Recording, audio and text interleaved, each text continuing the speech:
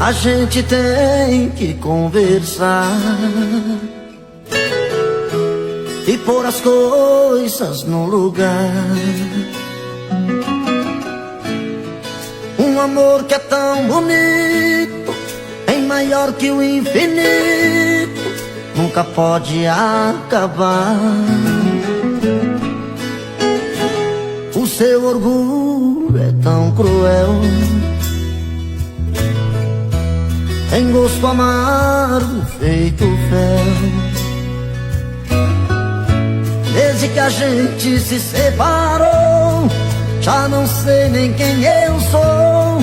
Tô perdido pelas ruas, feito um cão sem dono, perdido no abandono, implorando teu carinho.